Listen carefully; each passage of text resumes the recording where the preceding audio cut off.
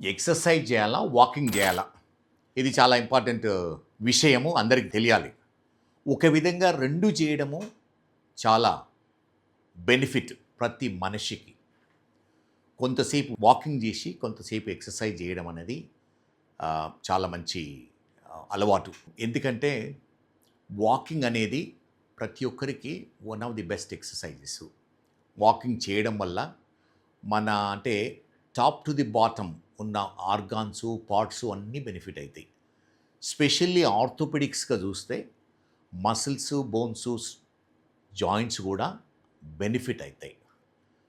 Walking చేయడం వల్ల నిద్ర బాగొస్తుంది, మనకు కంట్రోల్ బాగుంటుంది, కోఆర్డినేషన్ పెరుగుతూ ఉంటుంది.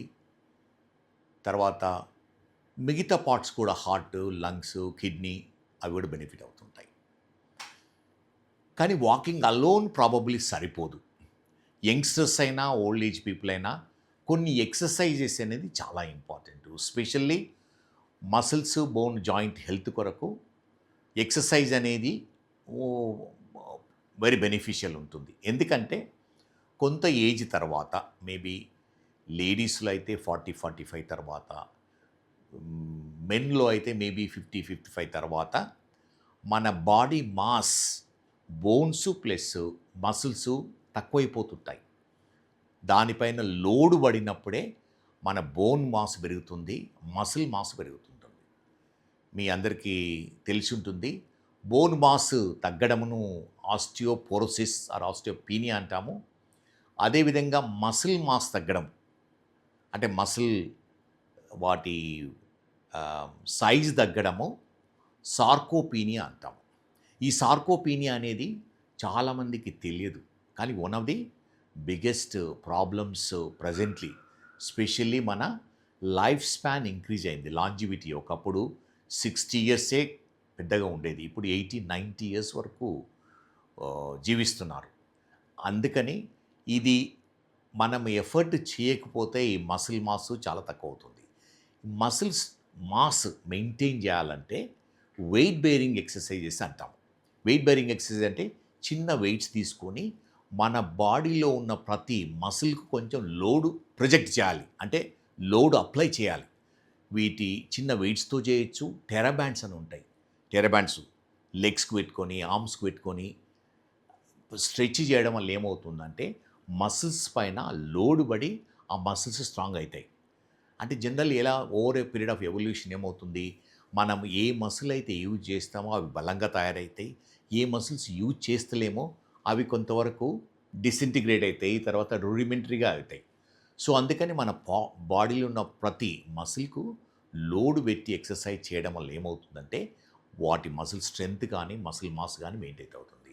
అదేవిధంగా బోన్స్ కూడా రొటీన్ వాకింగ్ వల్ల బోన్స్ అంత బలపడవు.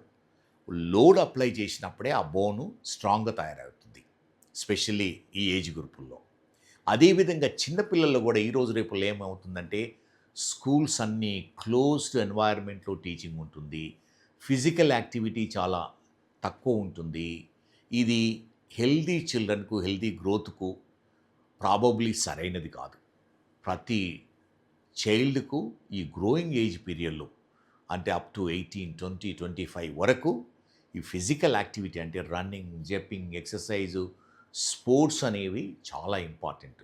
వీటి వల్ల ఏమవుతుందంటే మసిల్స్ స్ట్రాంగ్ అవుతాయి, బోన్స్ స్ట్రాంగ్ అవుతాయి, హైట్ కూడా కొంతవరకు ఈ రన్నింగ్, జంపింగ్ యాక్టివిటీ చేయడం వల్ల ఏమవుతుందంటే మన బోన్ ఎండ్లో ఉన్న గ్రోత్ ప్లేట్కు బ్లడ్ సప్లై ఇంక్రీజ్ అయ్యి గ్రోత్ ఇంప్రూవ్ అవుతుంది, గ్రోత్ ఫాస్ట్గా అవుతుంది. దానివల్ల హైట్ కూడా ప్రాపర్ హైట్ రావడానికి వీలవుతుంది. సో ఏమి యాక్టివిటీ లేనప్పుడు ఈ బ్లడ్ సప్లై కొంతవరకు సరిగా లేకపోవచ్చు, దానివల్ల హైట్, ప్రాపర్ హైట్ రాకపోవడానికి one of the reasons. And ఈ విధంగా చేయడం వల్ల, యాక్టివిటీ చేయడం వల్ల ఏమవుతుందంటే మసిల్స్ కూడా, మసిల్ మాస్ బాగవుతుంది, బోన్స్ చాలా స్ట్రాంగ్ అవుతాయి, అండ్ బోన్స్కు అటాచ్ ఉన్న లిగమెంట్స్ కూడా స్ట్రాంగ్గా, ఎక్కువ ఫైబర్స్ వచ్చి స్ట్రాంగ్గా అవుతుంటాయి. అందుకని ప్రతి చిల్డ్రన్లో probably 4-5 times in a week, ఇప్పుడు స్కూల్లో ఈ ఫెసిలిటీ లేకపోతే ఎక్కడో జాయిన్ చేయించి ఈ ఫిజికల్ యాక్టివిటీ చేయడం అనేది చాలా ఇంపార్టెంట్. అందుకని walking, exercise both are important combination. Probably morning exercise చేస్తే ఈవినింగ్ వాకింగ్ చేయడము ఆర్ అదర్ వే రౌండ్ చేయడం వల్ల ఏమవుతుందంటే we will get benefit of both of them. And elderly పీపుల్లో అంటే ఏజ్ ఎక్కువైన వాళ్ళు probably walking itself maybe very good exercise.